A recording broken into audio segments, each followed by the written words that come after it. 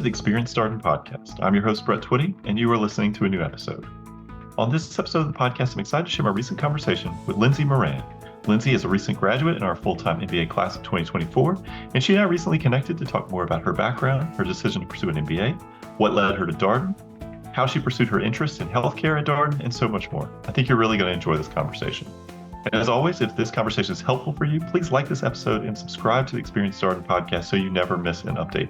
And remember, you can always check the episode description for links to Darden blogs, social channels, and more. And now, without further ado, here's my interview with Lindsey Moran. Lindsey, welcome to the podcast. Thank you, Brett. It's great to be here. Thanks for having me. Yeah, great to have you here. How's everything going? How are you doing?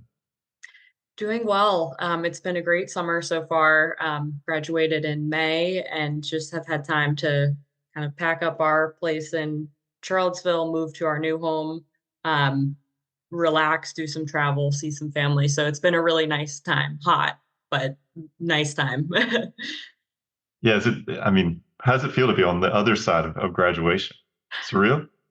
It is surreal. It is, there are times where it feels like being a first year was years and years away, but times where it was like just yesterday. So it is trying to process that time has been interesting, but it feels really good to have been through it and have come out transformed. Well, thank you so much for taking some time to come on the podcast. We always start these conversations with the first question. So tell us a little bit more about who you are and what's your background? Yeah. So I'm Lindsey Moran. I'm originally from Western Massachusetts. Ever since I was probably in middle school, I thought I wanted to be a physician when I grew up. Went to college, studied chemistry, and fulfilled all my pre-med requirements. Ultimately, at the end of that time, kind of realized I was a little bit burnt out of school and studying and didn't know if I wanted to continue on that track anymore.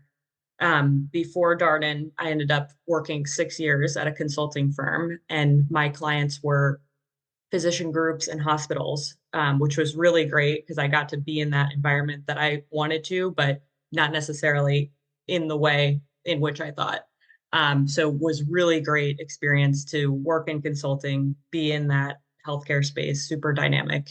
And then decided to go and get my MBA, and went to Darden and had a great experience. Is the MBA something you had thought about for a long time? It truthfully wasn't. A couple years into consulting, I started considering it, just because of my background being so technical and science and not business related. I started thinking about it more. And then when I kind of realized I wanted to pivot away from consulting, it became clear that an MBA would be a really good time to pivot and get all of that kind of technical business skill set that I wanted. And COVID, I was one of those folks who studied for the GRE during COVID and had that extra time. So it was, in that sense, a blessing. So yeah, I hadn't considered it for a long time. Yeah, it's interesting to hear you talk about that COVID period and turning it into a productive time. We had a lot of people come to our executive MBA program and full-time MBA program during that time because they felt like, well, it's going to be a couple years. Let's just get started with this thing I've been thinking about. And so how did Darden end up on your radar?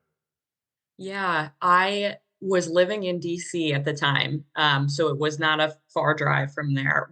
My husband and I had been to Charlottesville before just to kind of sightsee. So we knew we loved the area.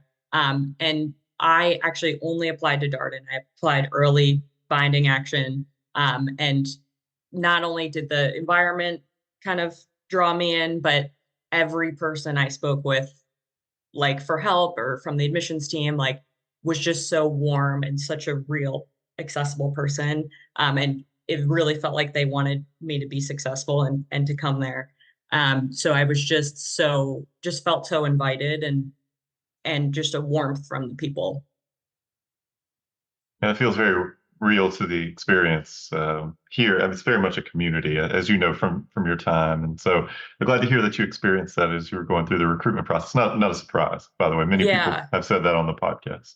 Yes. And because of my background being science, I was also looking for a school that was just rock solid on the academic side, just so I could build that skill set that I didn't really have. So that was obviously another part, but really it was the people and the vibe that sold me.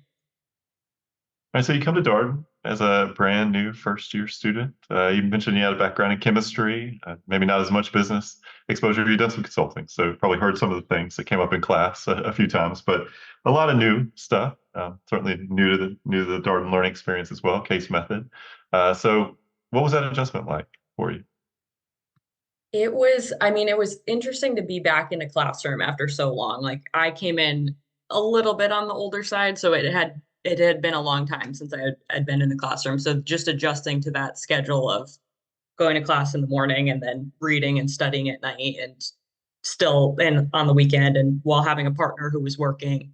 So that was certainly an adjustment. But also just the rigor of it too. And it was awesome. I mean, I just loved what I was learning and I loved being in an environment where I was just constantly being intellectually stimulated.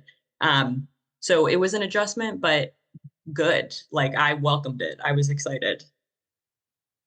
Yeah, what was that? You mentioned being back in school for the first time in a while, which I think is one of the overlooked kind of startup aspects of the MBA experience. People are all oftentimes really focused on subject matter, and they kind of overlook the idea that, like, you're gonna have homework again. You're gonna have to organize your time in a very different way than you are right now as a working professional. What were some of the things that you found as you embarked upon sort of getting back into school mode?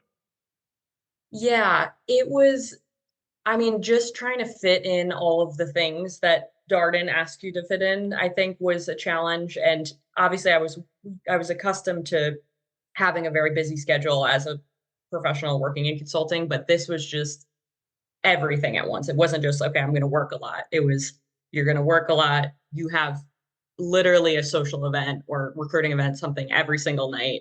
Um, like you're trying to recruit for a job and interview and stuff too. So it was trying to figure out when your classes end at 1:10, what do I now do from 1:10 to 7 o'clock when I meet with my learning team? How do I also eat dinner and hopefully see my husband in there at some point too and work out and stuff? So you get into a rhythm, but I think at first you're just like, what am I doing? So yeah, you work through it and obviously everybody's in the same boat. So it's lots of solidarity there, but that was an adjustment of just having like all these balls juggling in the air at once and not just one thing you're focused on. You mentioned that the academic experience was a driver in your decision. Um, what was it like to be in a Darden classroom and to take some of these classes that you maybe not had before, things like finance, accounting, et cetera? I remember thinking 2 weeks in, being like, if I went back to consulting right now, I would be a 10 times better consultant just because I understand so much better. So it was like initial return on investment, like immediate. I was understanding things and able to connect things that I'd seen in my prior work, but like now understood. So that was just fantastic. And I also did Darden before Darden, which for folks listening, I highly recommend doing that. Even doing that just felt like so much learning was happening and so just it was so helpful. And so yes, the academic environment is demanding and you're on the spot taking cold calls and stuff, but I truly felt immediate sense of I understand so much more than I did coming in. What section were you? Section A. Okay. What was your favorite thing about Section A? Um, I it was such a great section. A couple things immediately come to mind. We had fantastic faculty, just amazing across the board. So that was awesome. The group itself was wonderful, and I think we did a really good job of pushing each other in the classroom very respectfully, but really kind of pushing people to like perform at their best and show up prepared and really be their best. Um, so I just felt like we were very professional and collegial, just group. We had great section leadership as well. So yeah, it was a great experience being in Section A. obviously when you start as a section, you're all new to the experience, and you're all new to each other. How do you get to a place where you can really push each other in that kind of way that you're describing? I don't know. I mean, I think of the people who are behind the scenes making the sections. I don't, it's some sort of magic. I don't know exactly what they're doing, but I think they do a really good job just putting people in a mix that are just from different backgrounds, but will get along and kind of just elevate each other. So I don't know what the secret sauce is that allowed us to do that. I mean, certainly the professors just being such masters of their craft. I mean, I think that helped bring out the best of out of people, but it was really the group itself as well, who we were just all bought into being there and learning together and it being a immersive environment. Well, how did you spend the summer between your first and second year? So I interned with DaVita. They are a kidney care company. I was in Denver, which is where their headquarters is. Um, First time really spending a lot of time in Denver. Very different from where I grew up in the Northeast, but really fun summer. Hiked, spent a lot of time outside. I biked to work sometimes, which felt very Denver. Um, and had just a really great cohort of folks from other business schools and a buddy from Darden as well. So was a really fun summer and we road tripped out. So it was great. You mentioned having a background in healthcare and always thinking that you were going to be a physician. Uh, did you know that you wanted to work in healthcare when you came to Darden? Was that something that was really on your mind? I did. I knew I wanted to stay in healthcare. I honestly switched functions a lot during my recruiting journey, but I knew I was going to be in the broader healthcare space and more specifically in the kind of care delivery space, but didn't know kind of where exactly in there I would fall. But yeah, like I mentioned, throughout the recruiting process, kind of thought maybe I'll work for a startup, maybe I'll work for venture capital, private equity in healthcare, and just kind of was all over the place. But then really kind of lasered back into what I wanted when I came here was like, I want to learn how to be a really good leader in healthcare. So joined a company that had a leadership development program and was known for doing that. Yeah, how did you ultimately sort through all those different options? Because saying you want to work in healthcare, like there's so many different things you can do. How did you figure out what you ultimately wanted to do? I think just, I mean, this is nothing, no new information for people, but just talking to people all the time, like just talking to alumni after alumni in each different field and kind of getting turned on to one area, but then like talking to enough people and then hearing about something else cool. So it was a little bit of trial and error, I think, but just like highly recommend people just talk to as many people as you can. And was just hearing person after person that I talked to with the company I ended up working with, just such positive things to say, and that's kind of how I settled there. It's interesting to hear you say that because when people think about recruiting, they think about job postings and company briefings and these kinds of things. But at the end of the day, it's also a lot of just informational networking, reality testing, hypothesis testing, what you think you want to do, and talking to people at those companies or who are working in that industry. And, do you like what they're saying? Do you maybe not resonate with what they're saying as much? You want to talk to somebody else? Do they have anybody that they would recommend that you talk to? It's a lot of that.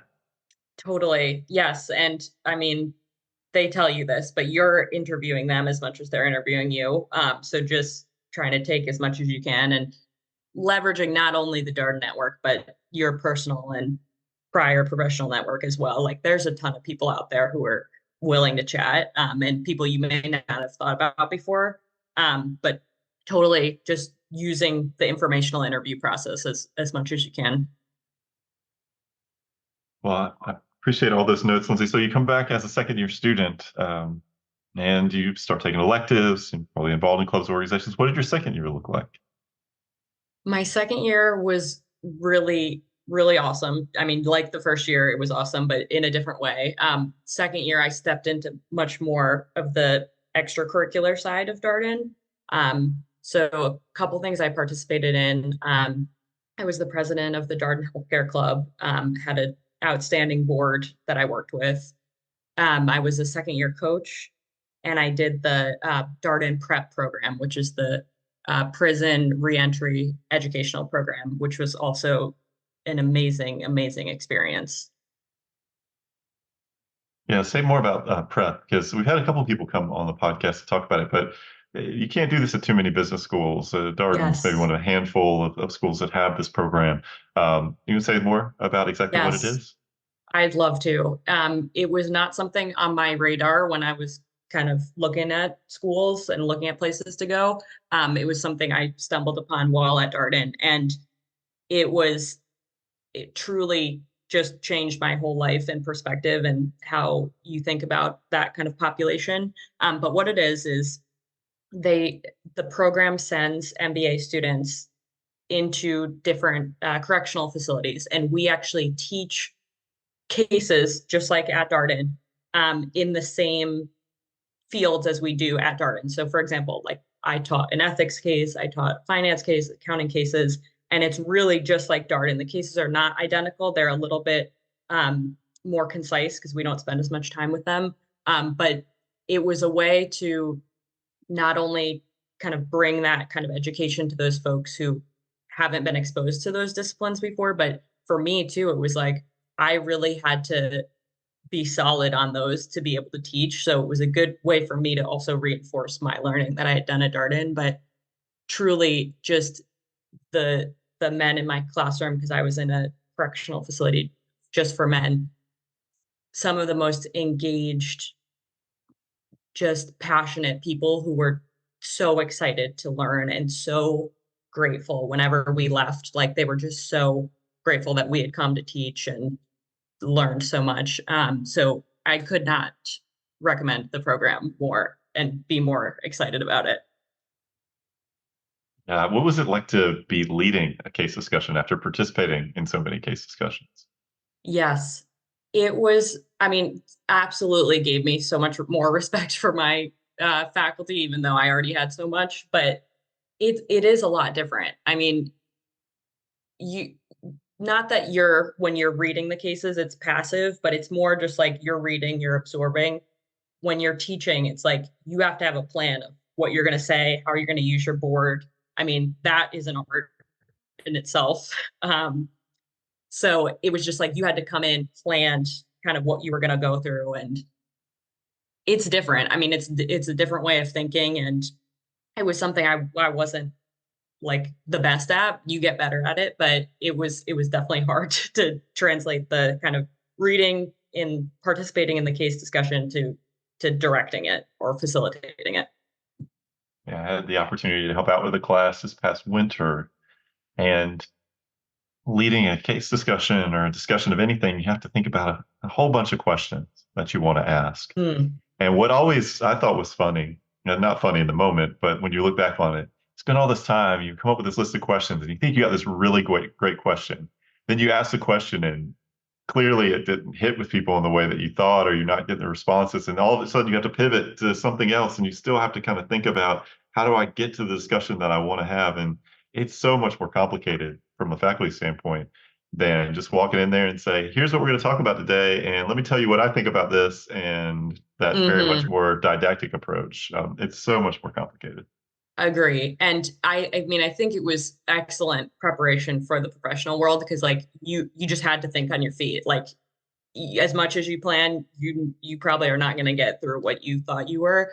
So just thinking on your feet, getting questions you have no idea how to answer, and just kind of just being frank when you can and honest if you don't know the answer, but also turning it into a opportunity for learning for everyone. So really good, just kind of on the spot training.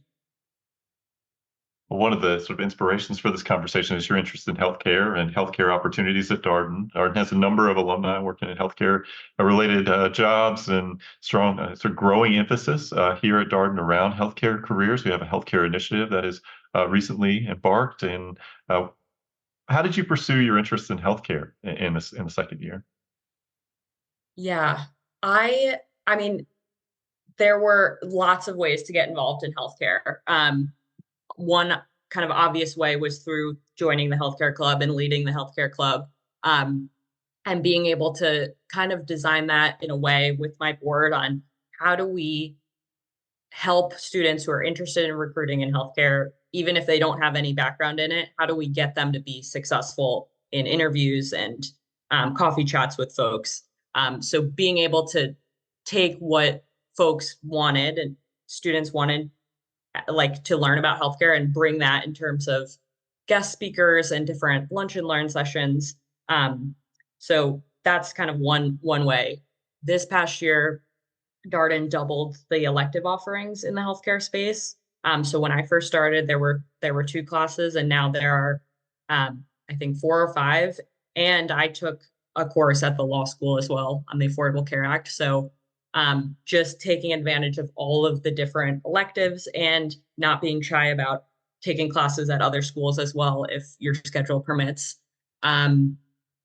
So yeah, I think those are the big ways. And then I'm super excited to hear more about how the healthcare initiative is going to kind of just bring more resources around healthcare at Darden as well. But yeah, lots of ways to get involved and learn. And so many of the faculty members as well, their research stems in healthcare, which you may not know if they're a finance professor or kind of marketing professor, whatever.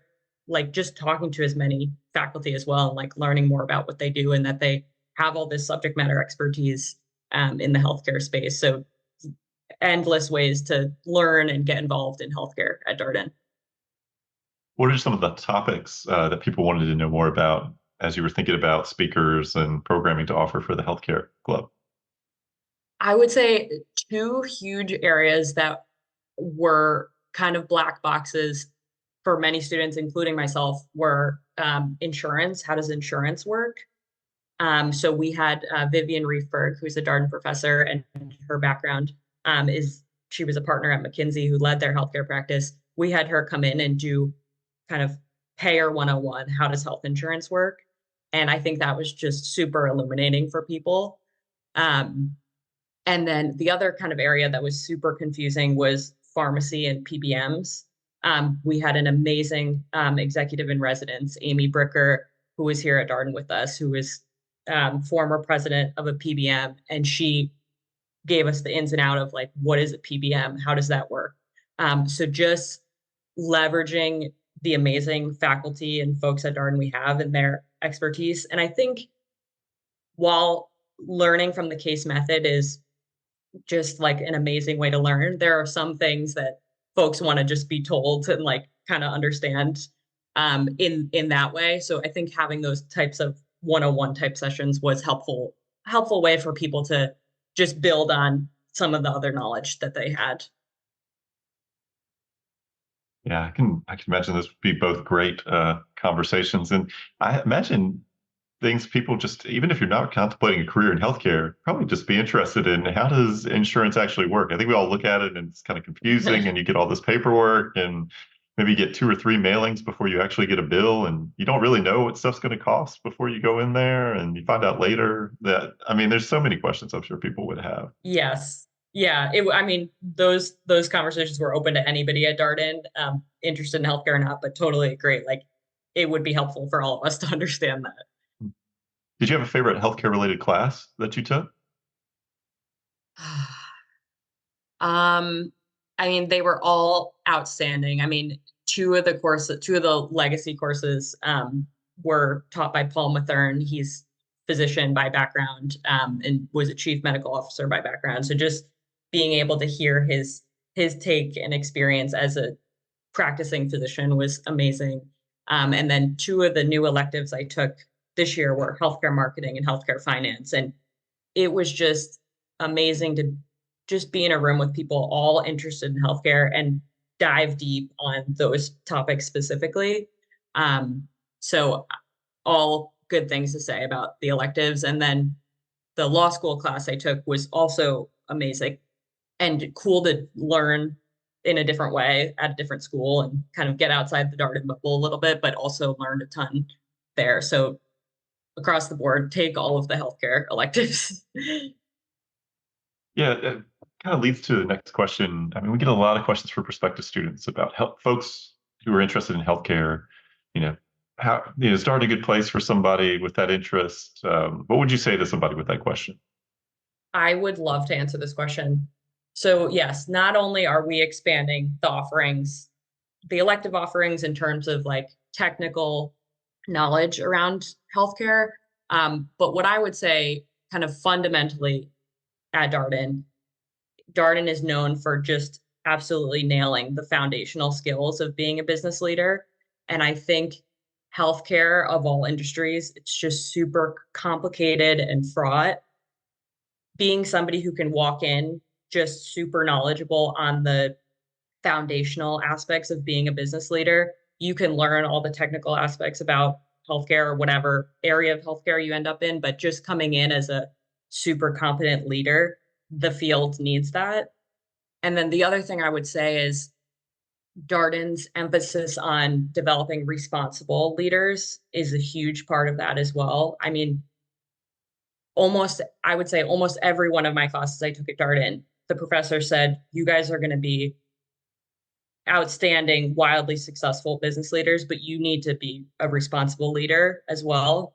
And I think particularly healthcare, where people's lives are at stake, there's so much regulatory activity and kind of limits around it, like having somebody who's not only competent but just is thinking super responsibly. Like, I think there's not a better place to go than Darden to be a leader in the healthcare space. Yeah, it's interesting your point. Like sometimes in heavily regulated industries, companies have a choice of like, do they push it all the way to the line of regulation, or do they do what they think is the right thing to do, even if that's not all the way to that full, sort of this is what the all that the law requires and nothing more. Like, do they try to go beyond that and a thoughtful, sort of considerate way? That's always an interesting conversation. Yeah, yeah. And I mean, I just felt that emphasis at Darden. Like, we're teaching you to be an amazing leader, but you also have to come in and be responsible and a good person. And like that was a theme that I felt throughout. Well, Lindsay, what are you looking forward to in the coming months? Yeah, I don't start work until the end of August, so I have a little bit of time. Couple things I'm excited about. I'm super excited to cheer on the US women's national soccer team in the Olympics. So really looking forward to watching them and Simone Biles in gymnastics. Um, what else am I trying to perfect my latte art? I have a group chat with two friends at Darden, and we send each other almost daily pictures of our lattes that we make. So working on that, reading a ton for leisure. And then I think just getting mentally in the headspace to go back to work. So just trying to start habits that will help me when times get stressful. So making yoga a regular priority and trying to build a meditation practice and a journaling practice and just kind of getting those foundations built so I can fall back on them when times get hard when I'm working. But yeah, no, I'm excited for the summer and to start. It's nice to have some downtime, I imagine, after Darden, which is obviously a very full experience to have a few months before you have to charge on to the next thing and start your career, which is also a very, very busy time. I always remind folks like things will slow down after you get out of Darden. It's just only going to get busier. Right. Yeah, definitely something to be said for like decompressing and like reflecting as well on the time at Darden. And yeah, so I feel very lucky that I had a lot of time to do that before I start working again. How'd you get into latte art? um, so I've always loved coffee ever since I was very young, but for our as a wedding gift, my husband and I got a very kind of complex espresso machine, and it is a habit every morning to pull a pull an espresso shot and foam the milk and everything. And um, it's a lot harder than it looks when you go to a coffee shop and they just make something beautiful. It is not that easy. So trying to work on that. A lot of Instagram videos, TikTok videos. Like, how do you learn the techniques? Yeah, truly, like just a lot of practice, a lot of YouTube videos. One of the friends in the group chat I'm in, he does have experience with that. So when we were at Darden, he would come over and help show us how to do it. So yeah, it's hard. It's certainly an art. Seems to be all about the core, as best I could tell, the untrained eye. But I don't know. There's a lot happening in the wrist. There is a lot of Yeah, chemistry in there too, getting the milk and everything the right temperature. Yeah. nice. Well, last question for you. You shared a lot of insights for our prospective student listeners on this during this conversation. But I wonder, is there a final piece of advice you would share? I would say stay open and stay flexible. Um, I hope that doesn't sound cliche to people or too much like trust the process, but I mean, specific examples from my experience were doing the prep program, not something that was on my radar at all, and was the best thing I did at Darden. And then just on the recruiting journey as well, like I came in thinking I was going to go work at a healthcare startup, and I'm working at a very large company in healthcare. So just staying open to different experiences and not over engineering when you come in, and just staying open to things. I think that's such an important point because as people go through even the research and application process, I mean, schools will ask you what you want to do, from a career standpoint, short term, long term, how does the MBA fit into it? And we're certainly listening. We want to hear that you've thought about this and that you have a vision for how an MBA can be helpful to you, and then we as schools can be helpful to you. But we also try to signal, our essay question related to careers, we say at this time, because we know that, this will continue to evolve. And as you go through the experience, there's going to be all kinds of things that spark for you, things that you get interested in. And I always encourage students to kind of think about this as like the last major educational experience you're going to have. Like you want no regrets at the end of this. Like try everything, do as much as you can, take some classes that are maybe not directly tied to something that you're going to do professionally, just because they seem interesting to you.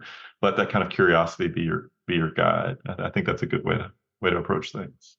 Yeah, and I just think like, yeah, the ability to pivot is just an invaluable skill. So feel like being okay with just constantly pivoting. Well, Lindsey, thank you so much for taking some time out of your summer for this conversation and sharing your thoughts on healthcare at Darden with us. It's been great catching up with you. Thank you so much, Brett. That was my conversation with Lindsey Moran, a recent graduate in our full-time MBA class of 2024. As always, if you have any comments, suggestions, requests you'd like for us to cover here on the podcast, we're all ears. You can be reached at Darden, that's DARDEN, @virginia.edu. Until next time, stay safe, be well, and thanks for listening.